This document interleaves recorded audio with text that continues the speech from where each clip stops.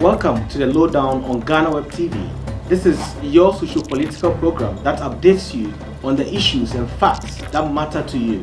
My name is Nii Akwei Ismail Akwei. In this edition, we are going to find the missing link between job creation and wealth creation in Ghana. We are going to tap in the knowledge of our guest, who is an experienced economist and serial entrepreneur with excellent background in business management, business development, and investment services. We'll be right back after this break.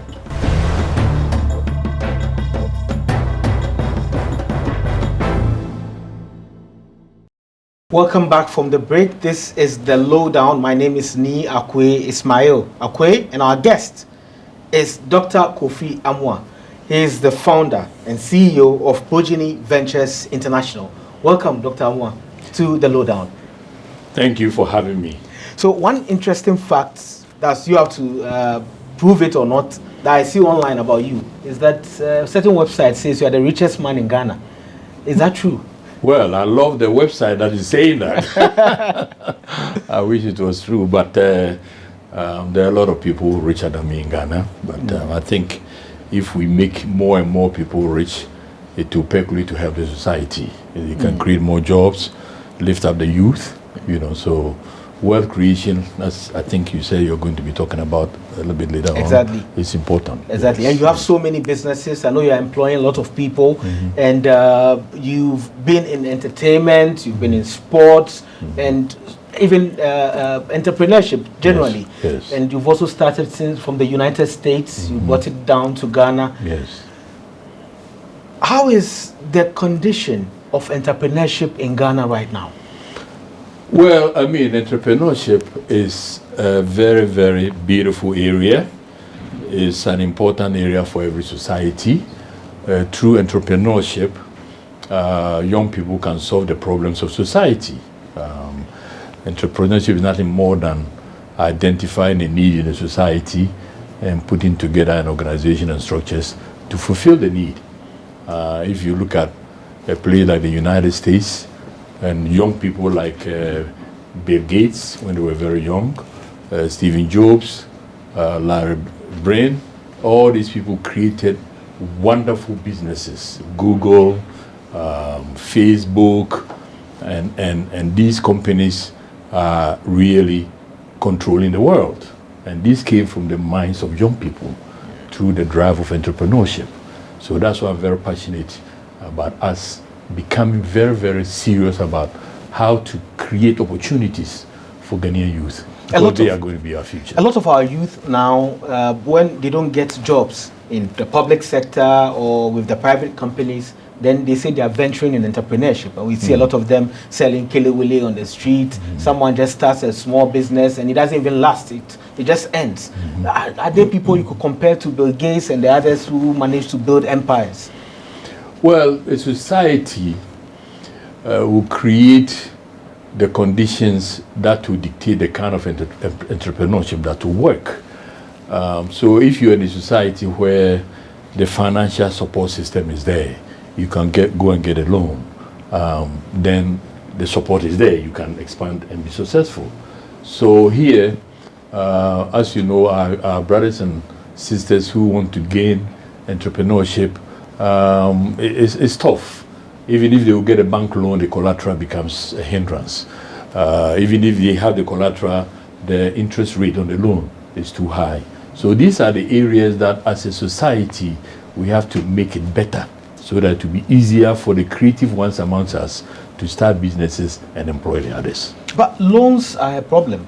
And I know you had the savings and loans, global access, that was closed by the You don't have to be nice about it.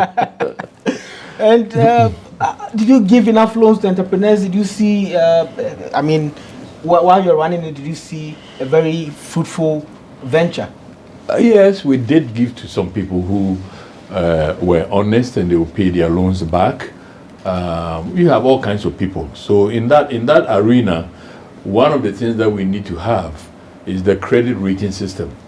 When I was in the United States, I was able to build up my credit to A1, so that banks will be calling me, don't you need any more money and all of that, because the banks banks, they really value business people who get a loan from them, and without any sweat from them, they pay them back, because that's how they make their money. So here in Ghana, I think we should emulate that, so that the good ones who are being honest, they take a loan, they pay it back, they can be giving more loans, and they can expand more and employ more people. And then their interest rate will come down, because they have demonstrated their credibility. So I think the Bankers Association is beginning to do something in that area, and we must encourage them, because it will really help develop the kind of entrepreneurs that we want, who can also help develop the economy. We have a lot of entrepreneurs now who are trying. We have the caveman watches guy, we have the horseman shoes and all of the others, and they are complaining. They are complaining because it's quite expensive to run businesses here, and also to even pay their employees, to even get people to buy their produce and products. And it's really affecting them. They're losing a lot of motivation, and a lot of people are closing down. Do you think we are still in the right direction? Do you think all the structures available are conducive for such entrepreneurs? Well, I mean, entrepreneurship cannot be practiced in a vacuum. It's practiced within the armpit of a society. And if there are challenges within the society, if their potential customers don't have the money to come and support their products or their services, as we talked about, if the interest rate of the loans they got is too high, then it's going to be a challenge for them. But I think that once we get into this discussion and we start talking about what are the blockages to Ghana's economy growing, one of the areas that we have to look at is the free trade mantra, where we have opened our borders.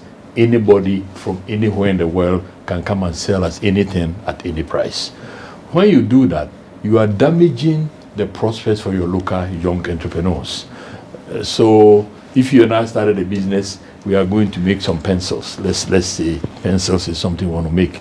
And there's a company in Brazil been making pencils for the last 50 years. There's a company in China made pencils for 25 years. One in the UK, 15 years. And they can all come and sell their pencils in the Ghanaian market. You and I are just starting. We are struggling to improve our quality, to bring our prices down. We don't have a chance. That's what I'm saying. So these are all horseman shoes. He was one of the guys. Joy FM had a program. I was one of the mentors, and he came from that. And a very aggressive young man. He did well, but if he's facing problems now, it's not because he's not focused, it's because the environment is beginning to turn negative on him, and that is going to swallow his business. So do we shut down imports? You don't shut it down, but you see, these international organizations, before we go and join, we must assess the pluses and the minuses. China didn't join the WTO, the World Trade Organization, that when you join, you can sell to anybody and anybody can sell to you. China decided that when they were in their beginning stages, we don't have anything to sell to anybody, so we are not going to join. We will put our house in order and learn how to do things, and when we think that our products are of good quality, the prices are good, we can compete in the international market, then we open our doors. And that's exactly what they did. And by the time they opened their doors, they were very competitive, they took over a lot of industries, and they became rich. In our case, we are now starting to do things, you know. And so going to join an organization like that without attempting to understand the pluses and minuses, it becomes a negative. And this is where you're seeing affecting horseman shoes and these other people you're talking about. I'm not saying we shouldn't join, but if you're going to join, you must have a strategy for the thing that has to come in. What are you going to do to make sure that it doesn't affect you negatively? So this is more of a problem with leadership.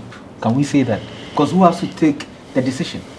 Well, who calls the shots? Leadership is very critical in moving a nation forward. Leadership is critical in a company succeeding. Leadership is critical in a family being a solid family, with the children being well catered for and guided. So leadership is, it's sine qua non. You cannot do anything without leadership. Now, on that topic, let me say this.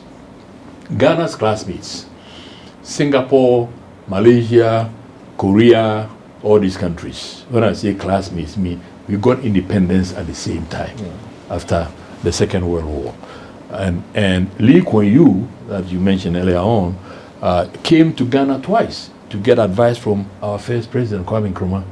So you see that these leaders, and he was there for 32 years, you see how he has transformed Singapore.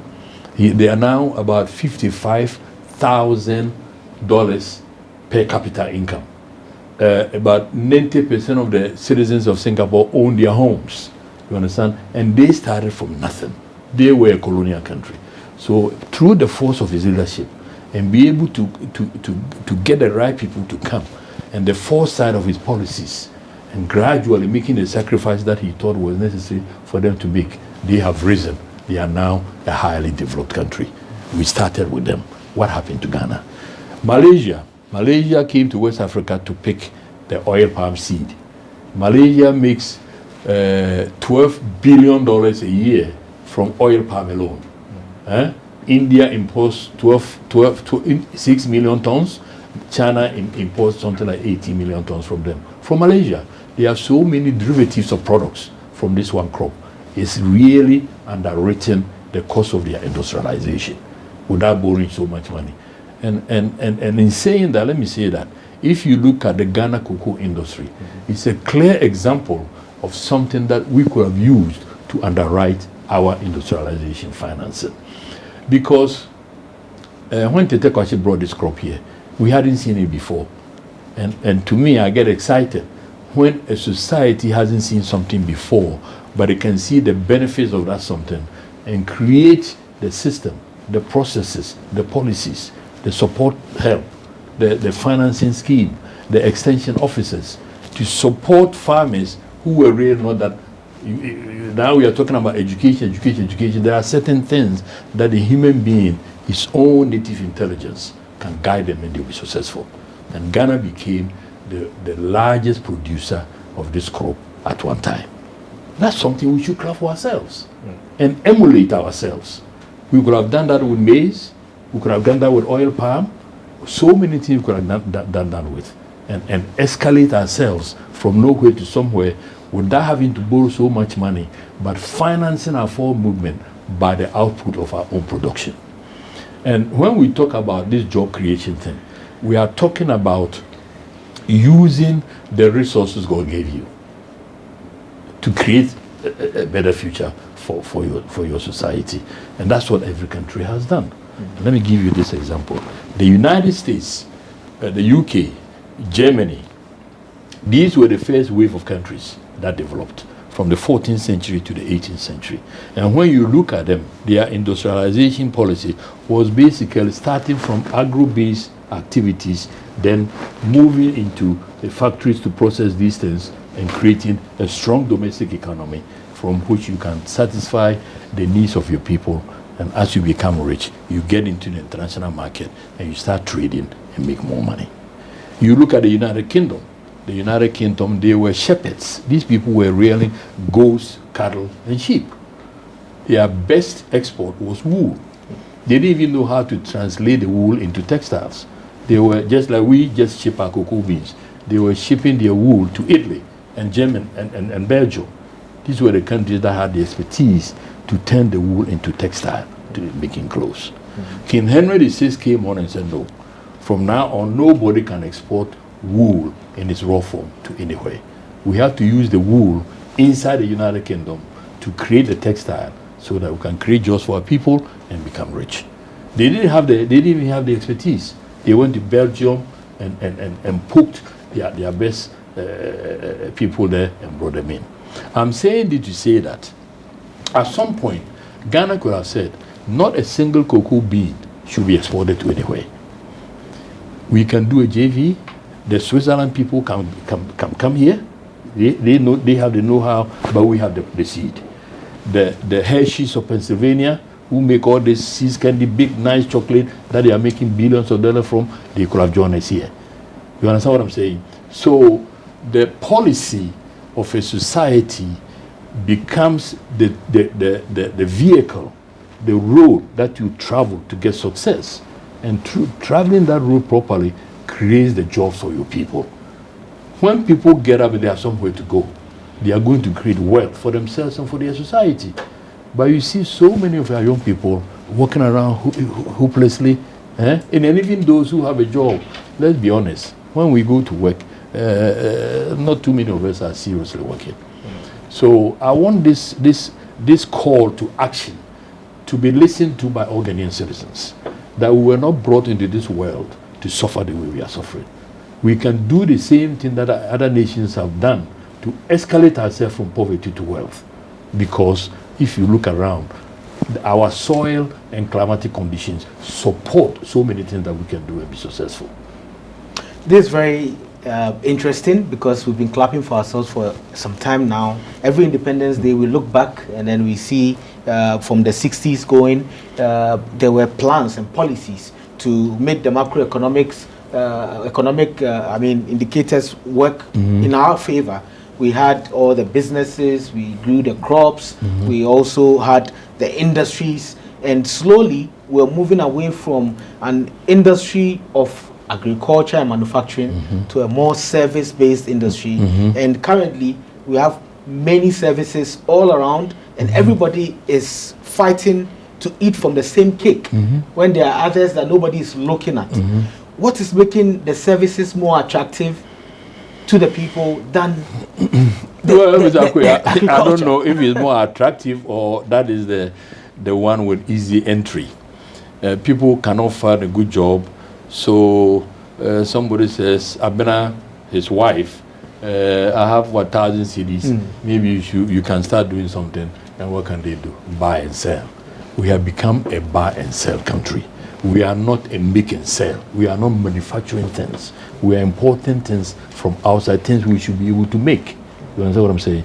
So until your economy has become a bit more sophisticated, if at the beginning stages the service sector is the largest portion of your economy, you are on the road to failure. We must be an economy that is making things. You have our young people coming from our universities to sit at home for 3-4 years before they get a job. I mean, it means that we don't have a plan. You understand what I'm saying? So it's like, if I was going to bring here and I forgot the list of items that Ghana imports, and if you look at it, you say that, why is this country doing this? Why are we importing these things? Cereal. The western region of Ghana, the central region of Ghana, I've said this many times, has the best climatic and soil conditions than Brazil. But the yield in Brazil of maize is 14 times higher than ours. What does that mean? It means that God has given you some gift. Your land is excellent. Your rainfall, your sunshine. You can grow this this item, maize, that you use in making flour to make bread. You can export it all, but instead of that, we are importing bread. We are importing flour to make our bread. You understand what I'm saying? So, Ghana, I'm here to tell you that we need to rethink. We are blessed people, but if we don't really unite our forces and start thinking properly and have a plan, we must have a plan. This song of the private sector is the engine of growth. The private sector is the engine of growth. It's a broken record. Let's put it away. It's not helping. The private sector is weak. The private sector is not pervasive enough. The private sector is not supported. The private sector is hemorrhaging under high credit cost. So we cannot depend on our private sector to be our engine of growth. Our public sector must come into the picture. Now, this colonial mentality that we have, because we're colonized by the British, that when you say the public sector to come and do something, then you are becoming communist. You are talking about socialism. But look at all these countries. China, 70 years ago, was worse than Ghana. Pricewaterhouse has predicted, and Goldman Sachs, these are Western financial institutions, predicted that China will be the #1 economy in 2025. 3 years from today, 4 years from today, it will be the largest economy. The economy where 1 million people died of starvation. They couldn't even create their own food. But with centralized planning and using their people properly, using the vast land they have now become the manufacturing hub of the world. They make everything, and they make it the cheapest. But on the issue of private sector being the engine of growth, which has been a mantra in this country, the public sector is full. The public sector cannot employ a lot of the people who are out there, over 500,000 people seeking jobs. How can the public sector take in all of these people? Well, my brother, when I say the public sector should be a senior partner in our development, I don't mean that the public sector should employ Ghanaians. No. The job of government is not to employ people, but the job of government cannot also say that we have employed 700,000 people, we can't employ it anymore, so the rest of the Ghanaians, you are on your own. That is not leadership. I'm sorry. The job of government is to be the collective voice of the people, the collective knowledge, the collective wisdom of the people.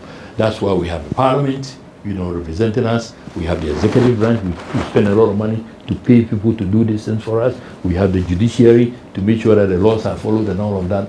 These collectively become the head of the society. And that these issues that are confronting us, cutting our head off from our forward movement, these must be issues that must agitate the minds of our people. So how does government help in business creation? Very simple. Let's take agriculture, for instance. If I were doing agriculture in Ghana, it's under me, I would be envisaging putting 1 million hectares of land under cultivation, doing different things. Cash crops, there are areas that we have our cash crops, you can take that. Our food crops, there are areas that we have our food crops. Do you understand? Vegetables. And all these things, we have already mapped up Ghana, where tomatoes can grow, where oil palm can grow, where maize can grow, where we have all these things done. And therefore, when you have this, and the people there who live there, the young people who live there, how's the young man in the village, who live there, who are working on the farm, right now they have not been supported, and to a point that they are all migrating to the city centers to stand by the roadside in the sun and the rain, selling useless items. That means that this is not a country that is being led properly. If I see all these young people at the barrier, when you are crossing the barrier, you see a lot of them. A lot of them are young girls who have all moved to the villages, standing in the rain and the sun, and it really hurts me, because if you really watch where they are going to sleep, a lot of times they are going to sleep just by where they are standing. Yeah. Filthy, that dejected by their society. And I'm saying, Ghana, we must wake up. If we don't learn how to use the people God has given us, the citizens of the nation, to become the engine of our transformation, by transforming the individuals, you are transforming our society. And that any government that comes into power, anything they do must be related to the welfare of the individuals in the society. Otherwise, it is not going to work. We'll be taking a break now, and Citizen Kofi is a citizen, and he's saying you should be a citizen. He will tell us more about how to start a business, which business is viable right now in the country, and if you are facing losses, what do you have to do? And I'm sure there are so many questions the young entrepreneurs out there would want to ask. If this was a live show, they'll have the opportunity to do that. I could still ask after it's published online, and we'll get you the answers in later interviews. We'll be right back after this break.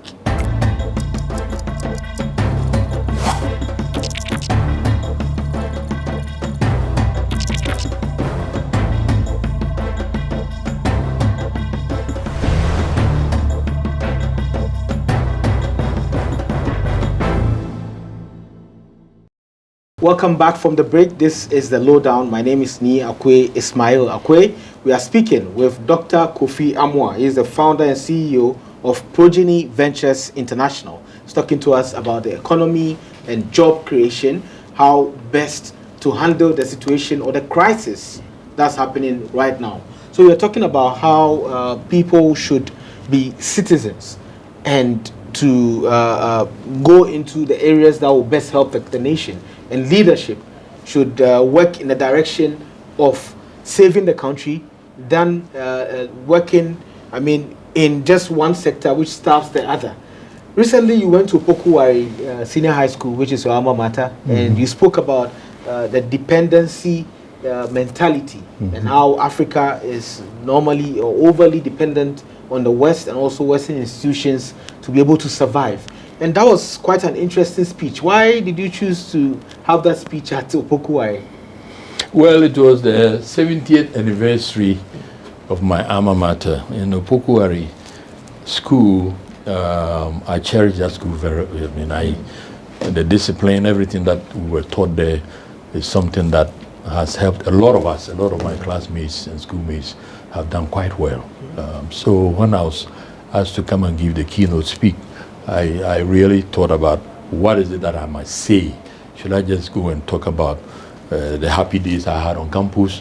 But I decided that no, the country needs a certain different voice, and that I'll capture my speech on issues that I think must be addressed and must be listened to by the young, the youth, and the older people, so that we can move forward.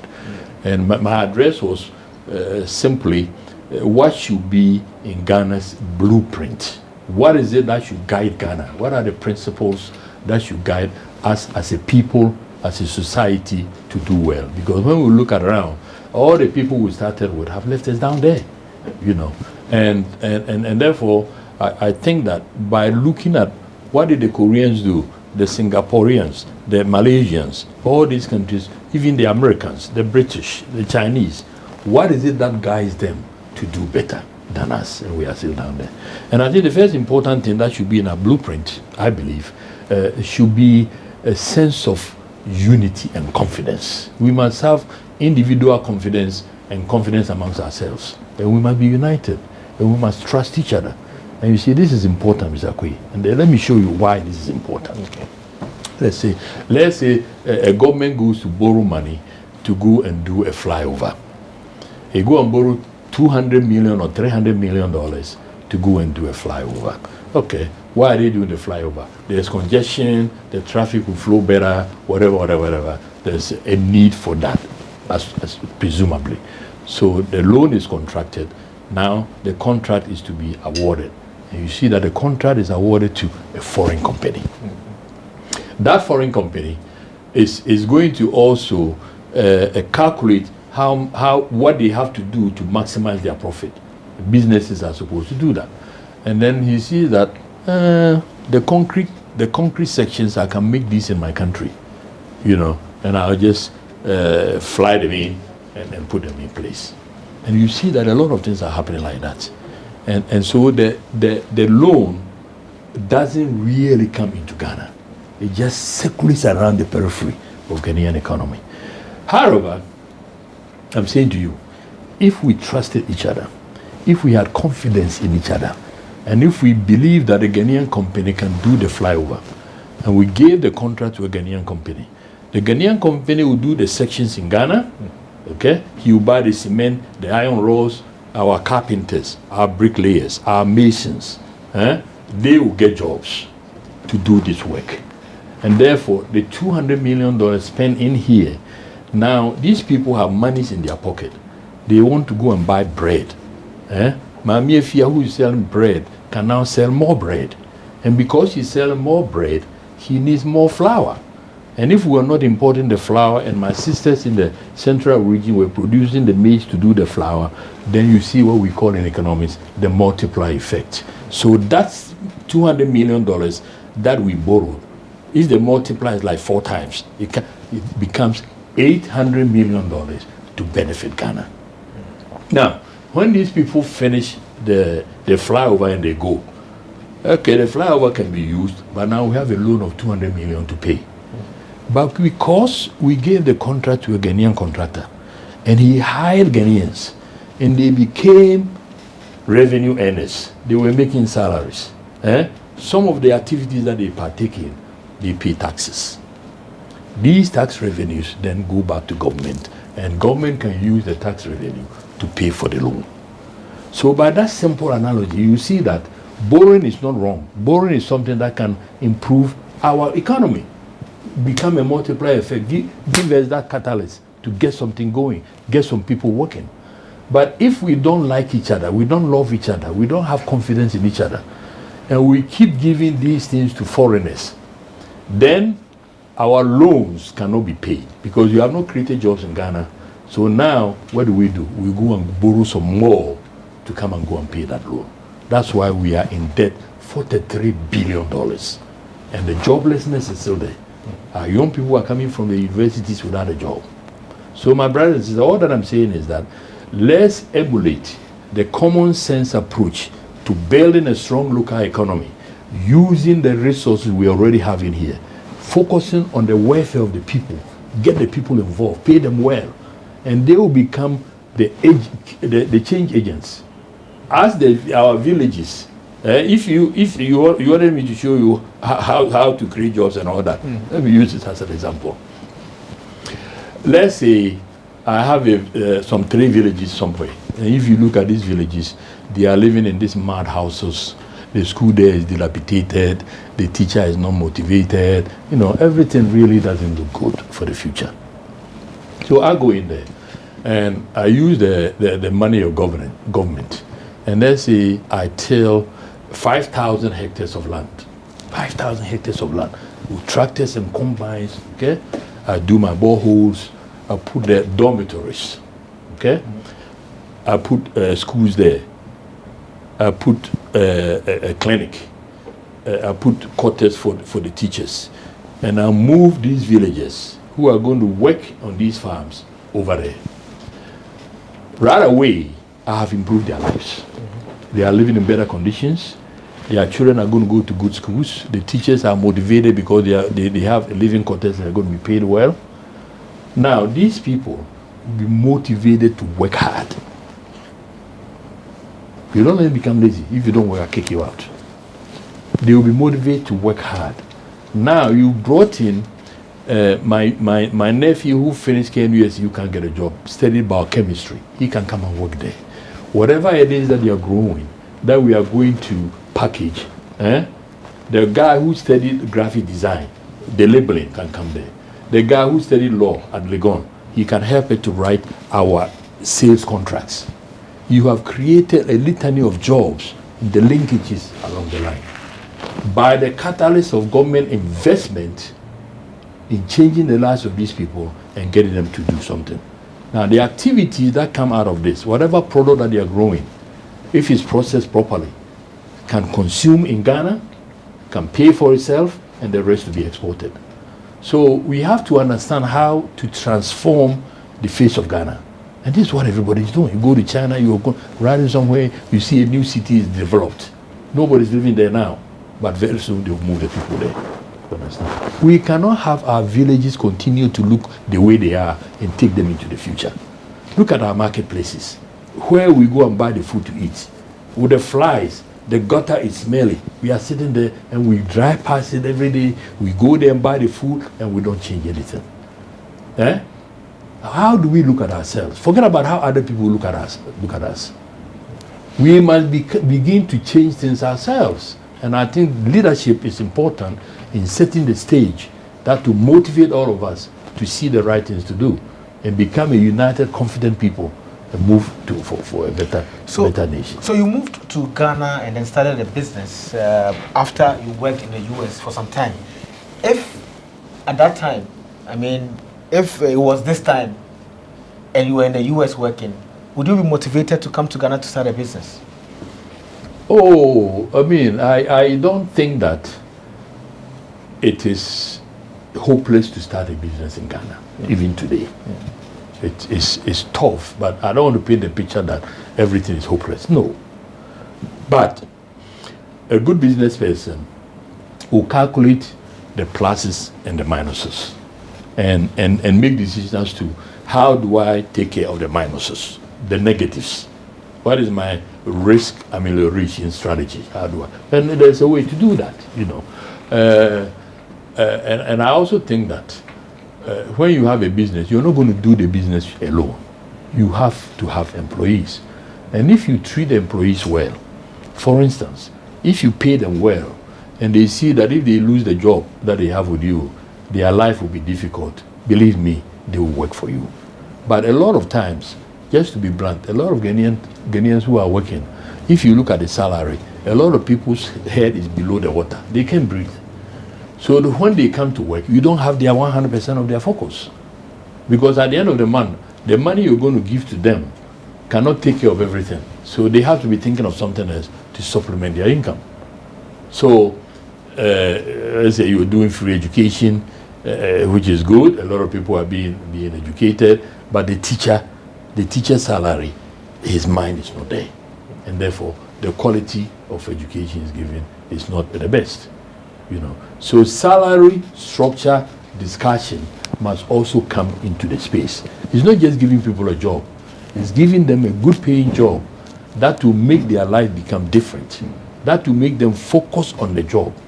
And you see, in that speech I gave to Popo, I said that a job is not just the income.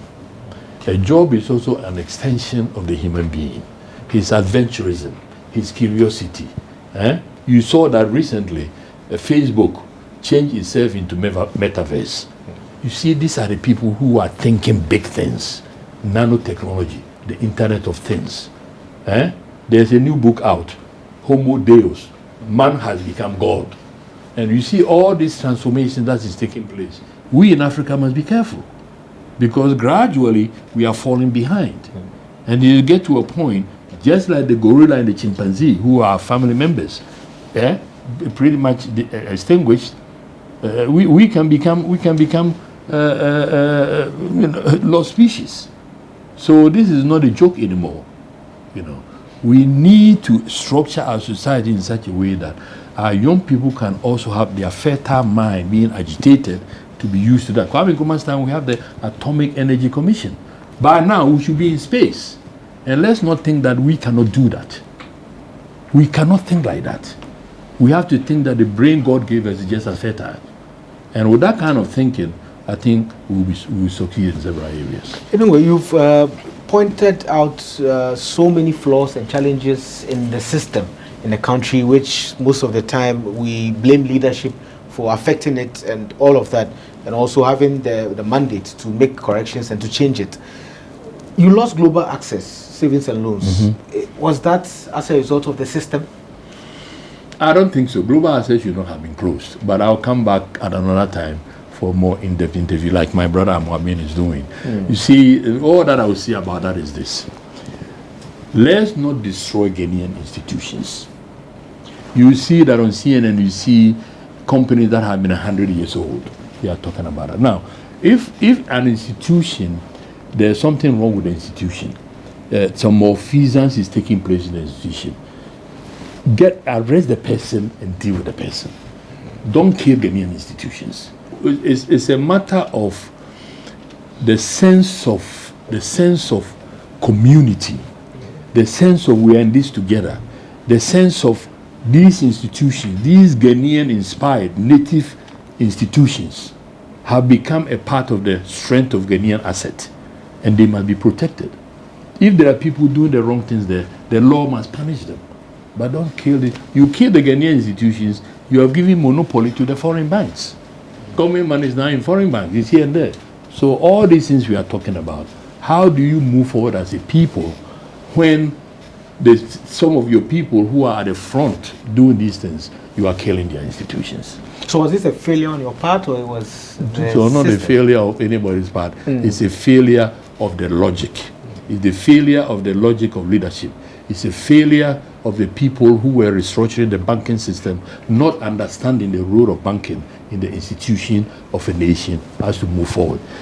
Not understanding that the natives of that society must be at the leadership front of moving the society forward, not foreigners.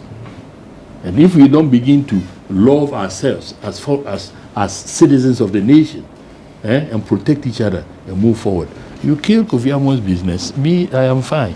But the 250 people who had high-paying jobs, who are now sitting at home, most of them haven't gotten a job. How do you move forward? So At another time, if you want to do in-depth, we've already talked about that. But the point that I want to make on that, let's understand that Ghanaian institutions are tools with which we move forward as a people, and don't kill them. If individuals in there are corrupt, let the law get them and put them in jail. I'll be the first to vote for that, but don't kill the institution. Okay, so as a successful businessman, I think it's important to say successful because you have a series of them, a lot of them. Have you ever failed in any business since you came to Ghana? Failure is an asset. You just said that my company provides. Failure is an asset. Failure is a lesson. Without failure, you cannot define success. They are two of the same thing. So don't be afraid to fail, but don't go into business with the intention of failing. I mean, that's all. But don't be afraid to fail, because if you're afraid to fail, then you'll not start anything. There are several people who are multi-billionaires who fail at some point in their initial stages, but they kept going and they kept going. So, but you learn from your mistakes and you get better. What's the biggest amount of money you've ever lost in business?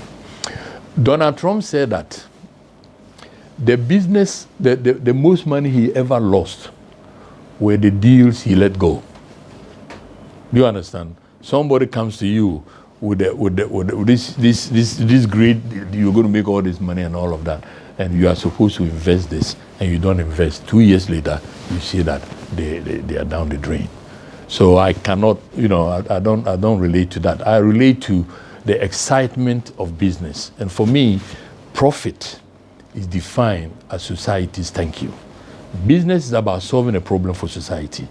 I think people who go into business with the sole purpose of making money, they have problems. But if there's a problem in society that you want to solve, and you really focus on that, society's acceptance of the way you're solving the problem will become your profit. That is their thank you to you. Words of wisdom. We'll be right back after this break, and we'll discuss more on creating jobs and how to build a wealthy nation. We'll be right back.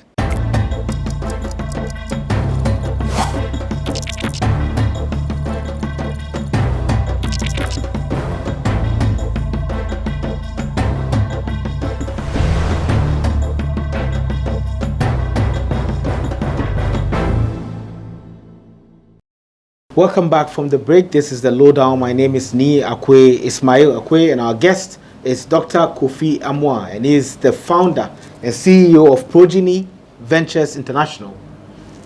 So we discussed a lot of things about business, creating jobs, and everything around that. And there's one question that keeps coming back to my mind, which is, what's the most viable business to go into right now in Ghana, which is going to bring people or young entrepreneurs more money? Well, like I said, it's not about money. It's about fulfilling the need of society. That's what business is all about. But to succeed in business, one has to have, number one, passion for that which they want to do. I think to give a blanket answer that this is the way to go and all of that, if you don't have the passion and the interest and you're willing to sacrifice, it's not going to work. But as I said earlier on, we as a nation, we import a lot of things. And some of these things that we are importing, we are paying for them. So it means that there's money in Ghana to pay for these items. And therefore, if you are a local person and you have a passion for any of these items, and you can get together with a group of your friends and assemble the money and all the other resources to get into that, you have a chance. But as I said, I think the public sector, the government, must also look at these areas, these low-hanging fruits, where our own people can go and make a living and produce these items for Ghana. We must have a policy where they are protected. In other words, the competition coming from outside. Yeah? Some countries are dumping. Dumping means that they are selling their products in Ghana below the cost, just to kill local competition. And you don't want to have that. So, import substitution, anything that we are, like horseman shoes, so that we Ghanaians import a lot of shoes. Why don't I get into it and all of that? And that's why you were succeeding in the beginning. There's a lot of broni wau coming in there. Why? The concept of dead people's clothes. We are aware, and there has to be dignity in that area. So the clothing area is something, because people are buying clothes every day. But whatever area that fits your fancy, now you have the scale, you are willing to focus and sacrifice. It's not easy, but it's not difficult either. You can make it. Is it advisable for an entrepreneur to go for a loan to start a business? Well, of course, most businesses operate on loans. But as the entrepreneur, your job is to make the proper calculation that this loan I'm going to take at this interest rate, I can invest this money properly to yield a return and be able to pay it back. You don't want to go and borrow money you can't pay, then you lose your business. It's as simple as that. But loans are the engine of business. Obviously, if you have your own capital, or your father or your brothers and sisters can give you money to start, so you don't have to pay interest, then that's a better route. But don't be afraid to get a loan, but be afraid to use a loan to do something that cannot pay a return to pay it back. And also quitting a job to start a new business. It's a risk, and a lot of people have tried, they failed, they've gone back to look for jobs. Is it also an advisable venture to quit a job, well-paying job? Because you've done that before. You quit your job and then you went into business. And it failed. It failed. Yes. So would you advise someone to start to do it again? But I went again and it worked. So the thing is this: what is your ambition in life? There is nothing wrong in being an employee in a well-organized company where you're being paid well. And I tell young people, there are 3 ways to assess if you're doing the right thing. You are working in a company and they are not paying you enough and you are not learning anything. You're wasting your time. Leave. You're working in a company, you're being very well paid, but you're not happy. You have to decide how much the money is to you. You know. But if you're working in a company, the pay is not too bad, but the most important is that you are learning a lot. As a young person, you are learning a lot. That's a good place for you. But if you have in your belly the interest to do something on your own, don't let anybody persuade you not to. Start it. The burning the belly in the stomach will be the engine that will push you. Because if you look at all these big companies, IBM, we just talked about that, Bill Gates, it was the dream of one person. The dream of one person. And in most cases, they failed several times before another one worked. So don't allow the fear of failure to stop you if you have that burning desire to do that. And in my company, it's the same thing. I mean, when I got involved, I couldn't sleep. I have a dream, I'll get up and go and write it down. I'm taking a shower, a good idea comes, I'll get out of the shower, write it down. You must be possessed to succeed in business. And is it important to have a network? Very, very critical. A network is an extension of your good luck. Because if you are my friend and you have a friend and who has a friend and all of that, and you like my product, most likely they will like. So you multiply yourself through network and all. But today's world, with social media, on one platform, you can easily reach a lot of people. So young people, it become much easier. On Twitter, I see people advertising things, retweet for me. My next customer may be on your timeline. So all these new platforms are something that I think young people, you should look at and see how you can use them to benefit yourself. And business now and business in the past, which era would you say is easiest to take off and be successful? Akwei, I think the strictures of business are timeless. They are the same. A business is structured to provide a service or a product to the public, to the market. And therefore, number one, what you're going to produce, is it needed? Number two, have you done your research? How much can you produce the product? And can you make a profit? Are there competition with you? And all of that. So those are the issues regarding business. I don't think the businesses that operated 100 years ago are any that different. The only difference may be the level of technological involvement. You know, they were doing it this way 10, 15 years ago. Now they're doing the same thing a different way because there's a new technology that brings the cost down. It makes it more efficient. And so those are the issues that come in when you're comparing timelines. You have a rich history, and you were the chairman of the local organizing committee for the country in 2008 in Ghana. Correct. You also worked as the president of the normalization committee of the GFA, and so many other things that you've done. Are there, or is there any book coming out? Are you working on a documentary about your story? Yes. A book? Yes, of course. Okay. Yeah. We have to tell the story to motivate our younger people, to give them the confidence that they too. I expect Ghanaian young people to perform much bigger than I ever could. But you see, let me use myself to tell a story here. Looking for a way to send some little money to my mother, so I have peace of mind when I was in the US. I didn't have a lot of money, but some $200 to my mother. So I have, you send it to the post office. They have X-ray eyes. So I was restless because I knew I had to find a way to send this money to my mother. And this way I discovered Western Union. But I want Ghanaian young people to listen carefully. Just discovering Western Union didn't do the trick. Western Union itself didn't have the technology that to make it work in Africa. You understand what I'm saying? I took it upon myself. I must have talked to about 100 engineers around the world. What other technology can be used in Africa to make this work? And when I got that, then it opened up the market of this money transfer for the African continent. And billions and billions and billions of dollars, more billions for money transfer than is in foreign direct investment that have come in.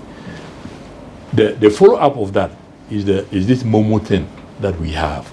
Through the Western Union money transfer thing, then the people in Kenya are like, okay, it's okay for money to come from the US and all of that. But what about if I want to send money from Kenya, from Nairobi to Mombasa, from here to Kisumu? So that internal money transfer using the telephone platform has become the envy even of the West. Africans have created that. So one invention leads to another. And the point I'm making is that we too have the brains and the curiosity and the energy to be able to come up with things that can also revolutionize the world. And don't let anybody dissuade you that as for us, we have to sit and wait for the Western people to dictate to us. We need to become resurgent. Because if the Malaysians can do it, the Singaporeans can do it, we too can do it. But the only way we are going to do it is we have to think properly. Become united, love each other, trust each other, do business with ourselves, and let everything that God has given us be the vehicle through which we rise up. Are you mentoring any business potentials or prospects right now? Several people come to me for advice, yes. Okay. So what's your biggest achievement in your business, which you would never forget? Oh, biggest achievement? I mean, I don't know if there are so many of them. There's something like biggest achievement. I'm proud of revolutionizing the remittance business for Africa. That when I travel to Africa and I see the signs there all over the different countries, has created hundreds of thousands of jobs across the continent. And any of you young people can do that 10 times more than I did. You just have to pick something that you're interested in and delve yourself into it, and you'll be successful. So finally, your final or concluding remarks on creating wealth and also creating jobs in this country. What final advice would you give? I would say that if you ask the question, why is it that we are struggling? then the right question I think that must be asked is that why have other nations made it? What did they do that we are not doing? You know, I think that will begin to paint the right picture for us. And when you look at it, other nations use the resources God gave them, their people and their land, as the beginning stages. And that's why I keep saying that we cannot forget the 91,000 square miles that the good Lord has given us, the 5 degrees above the equator, the sunshine. The Chinese have made solar energy, making billions of dollars out of it. Some of these areas, we should participate in it. But regardless of what is happening to us, if leadership focuses on putting our people to work, whatever we have to do to put our people to work and our land to work, Ghana will become a very rich nation. Thank you very much, Dr. Kofi Amoah, for coming to the Lowdown. And this has been an exciting episode of the Lowdown. We'll be back next Monday with very interesting interviews. Watch us on GhanaWeb TV. That's www.GhanaWeb.tv. And you can find all our interesting programs. And also follow us on YouTube on GhanaWeb TV. And we stream live on Facebook. This is the Lowdown. My name is Nii Akwei Ismail Akwei. Be safe.